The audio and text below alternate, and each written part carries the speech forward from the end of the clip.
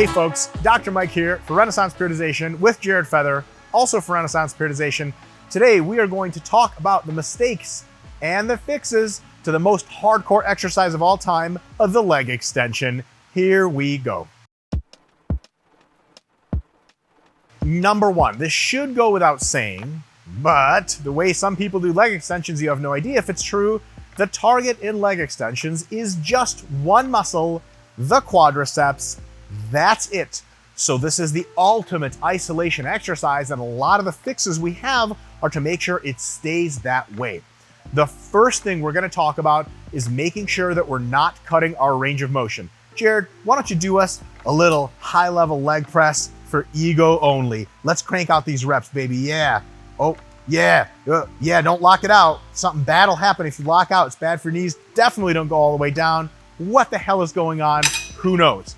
In order for us to standardize the repetitions to track our progress and assign more stimulus, and in order to get the most out of both the peak contraction and the full stretch at the bottom, we're going to want to maximize the range of motion on the leg press, which really just means sort of 3 tips.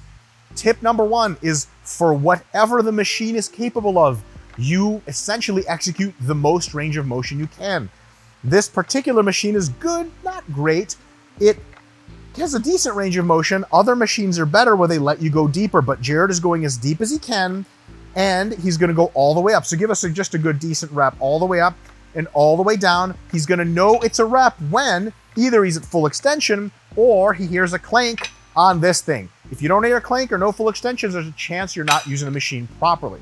Second thing, when you actually find the machine that you want, usually or often there's some kind of mechanism around this area to adjust the actual depth that it goes. If there is a depth adjuster, 9 times out of 10, you want maximum depth. Yes, I know you won't be able to leg extend 600,000 pounds, and that super cute girl at the gym isn't gonna look at you the same way. She's gonna be like, oh my God, he only leg extends like 80. Boring. She's gonna get into that other guy's Mercedes convertible, and you'll just be lonely forever. The thing is, nobody actually cares how much you leg extend. You shouldn't either. So you want to jam that selector into the maximum possible range of motion. So that's tip number 2. Whatever machine you have, max out the ROM. Last tip is, this is an optional one, but it's really good, is to make sure you focus on that peak contraction. Here's the thing, leg presses, squats, every single pressing thing for quads does the majority of your quad hypertrophy work anyway. But the only thing it doesn't get is the peak contraction under load. How the hell do you peak contract a hack squat? You lock out and you're like, but that's not against load anymore because the load is sheerly vertical at that point. Leg extension offers you the ability to peak contract, which actually recruits some parts of your quads a little bit differently.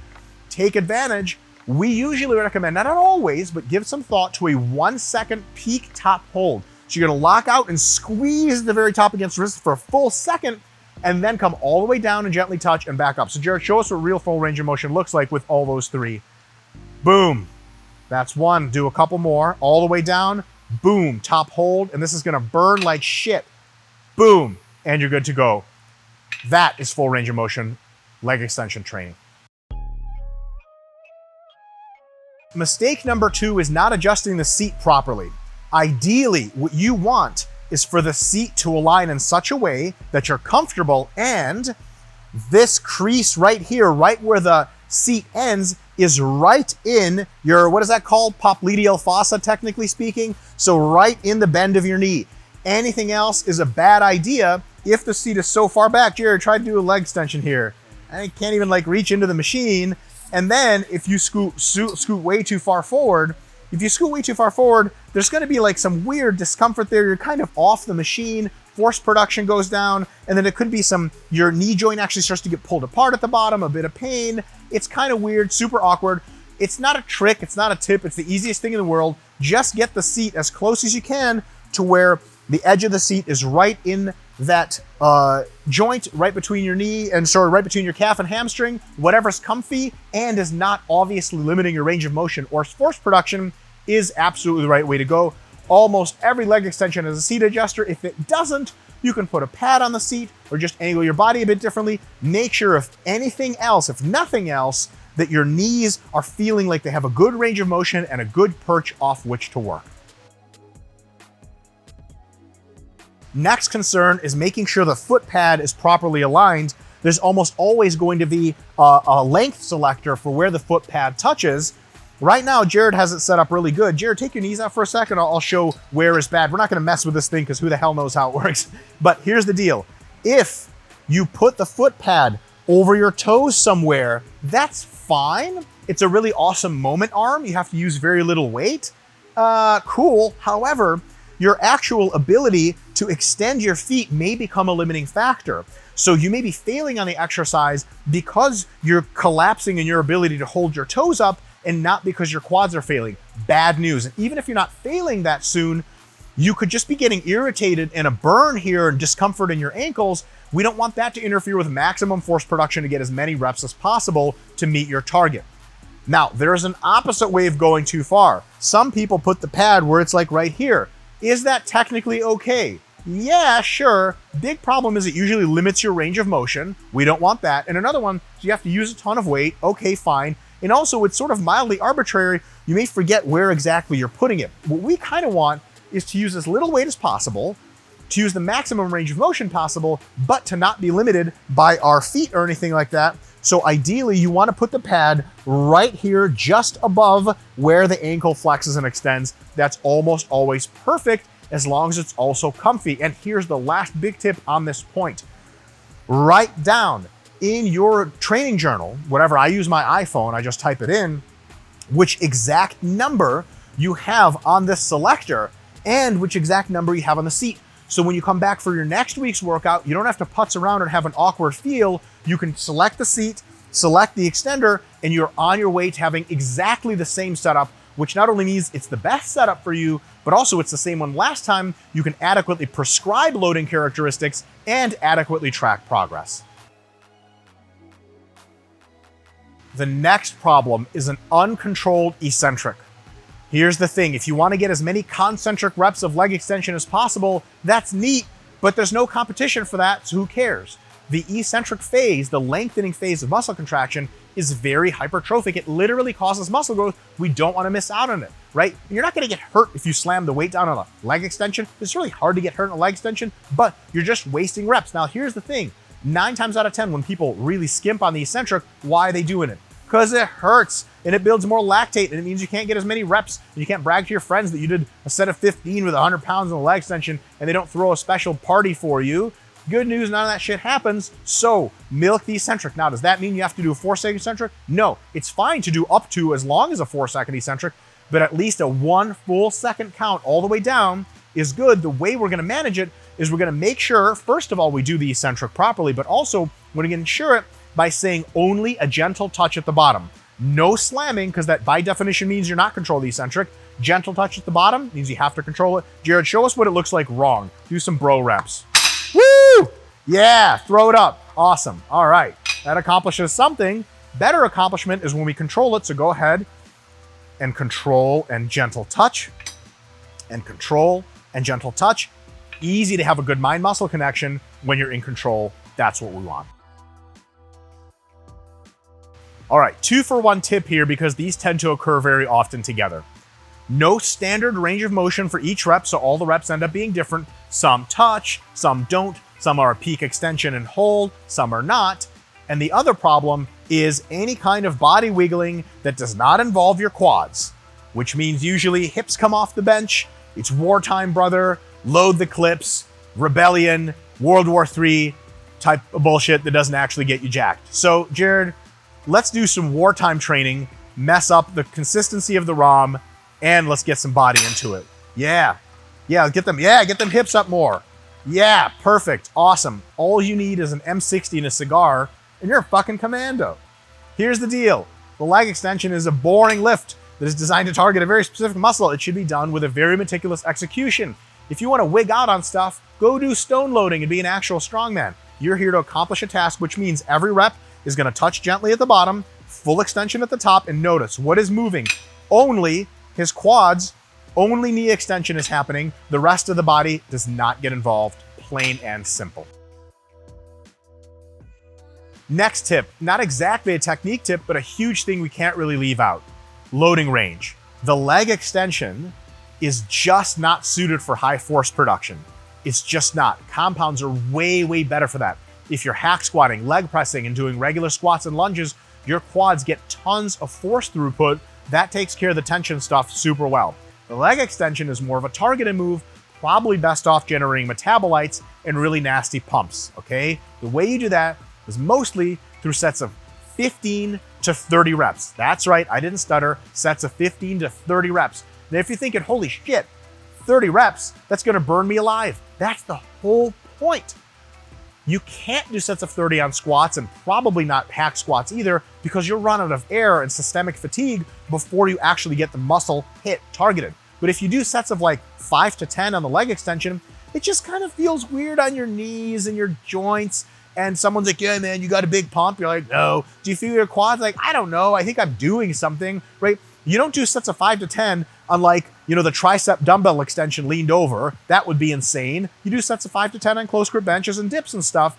And then for the more isolation stuff, the high reps simply have a better stimulus to fatigue ratio. That's what we're gonna do. Now, this is not a religious text. Can you do less than 15 reps on a leg extension on a first set and get great results? You absolutely may. And if you want, try it to see. We're just warning you in advance. Probably you're not gonna like that. Sets of 15 to 30 reps are probably where it's at. Next tip, again, not exactly on technique of execution, but the best way to get the most out of this exercise. Do you have to do only straight sets? Well, on things like squats, yeah. On leg presses, you can absolutely do myo reps, and so you can on hack squats. Drop sets on hack squats and leg presses are tough, at the very least annoying for your partners, and also, even if they work sort of hypothetically, it ends up being that your gas tank, your lungs, and your heart, and so on and so forth, end up being a limiting factor before your actual quads, right? A lot of times, leg presses are pretty good for drop sets, but just not super often because it turns into a cardio thing. Because we can't do myo reps super well, especially drop sets and things like that, on leg presses, hack squats, and squats, our main quad builders, this is a time to get them done. If you're doing straight sets of 10 on the leg extension, we're not judging you, but we're just thinking like, isn't that best done for every other exercise you do for quads? When you get a leg extension, it's a special tool with a huge limitation. You can't produce high forces. But the advantage is drop sets are super easy and so are myo rep sets. Here's an example of an excellent myo rep set you can try. We're not gonna have Jared actually do it. Jared, pretend like you're doing it or something like that. Jared's gonna do a set of 10, 1 rep shy of failure. Hit it, like, let's pretend it's 10. And it's gonna get really hard, and that's 1 rep shy, and he's gonna stop, okay? And he's either gonna pull his legs out or not. He can keep them in there. A lot of times, Jared, you wanna do that, like sit forward. You wanna sit forward to take the lactate a little out of his quads. As soon as he doesn't feel the lactic acid burning him to death anymore, he's gonna sit right back in and do another set of like 4 to 6 reps. And he's gonna keep doing that until he can't do but 2 or 3 reps anymore with those mini 3 to 4 second rest breaks. Fucking brutality. Try that shit. Just do a few of those sets because it's gonna burn you alive. It's awesome, and it's not really something that you can easily do on other quad exercises. Another easy one, same idea, same myo rep style, except drop style. So he'll do a set of 10, and then boom, boom, boom, he does it, and then he finishes. We drop the weight from the current 45 to the 30. I guess Jared's really weak. We drop it down 1, he gets in, and he hits it again and again and again, and so on and so forth. Awesome, incredibly easy. You can even do this yourself if you train alone because you can just drop it for yourself, no problem. Look, if you have training partners, can you do a drop set on leg presses? Yeah. What if you don't have training partners? You're gonna do a set of leg press, get up, take a 45 off, throw up on it, fall down, it hits you, you pass out, and then what, right? It doesn't work in theory. So a leg extension is great. We're not saying you can't do straight sets, you totally can, but because your training should be some combination of straight sets and these intensity techniques, and we have another video talking about when that combination is a good idea, you might as well use the leg extension where it's best suited for that kind of funky stuff. All right, last tip and last sort of mistake is the idea that there is an ideal foot width and toe angle and toe position. So we got a lot of shit going on. Let's give the grand tour.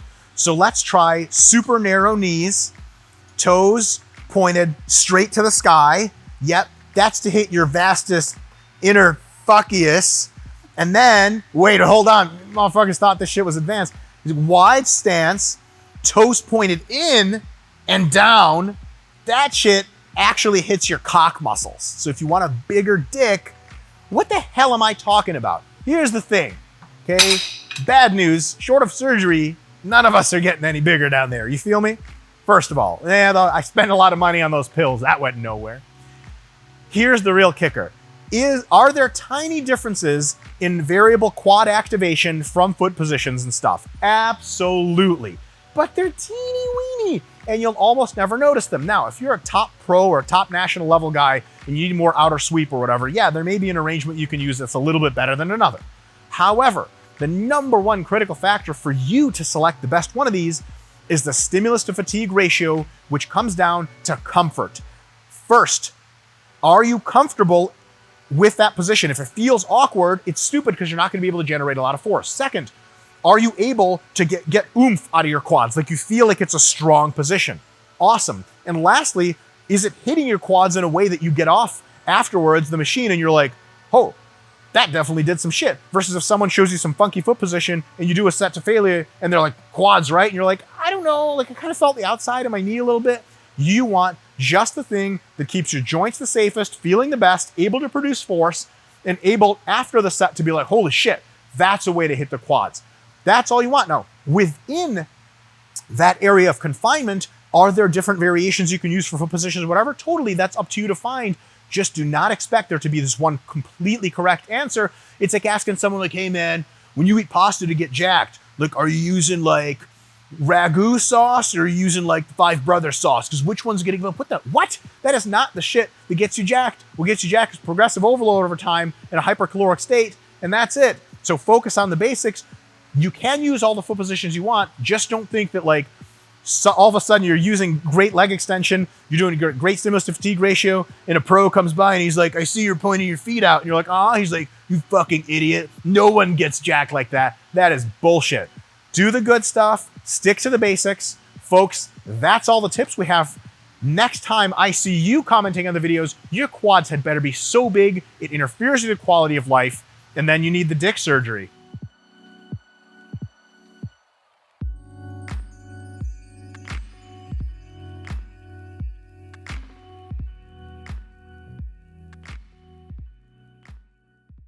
Dr. Mike here for Renaissance Periodization with Jared Feather, also for Renaissance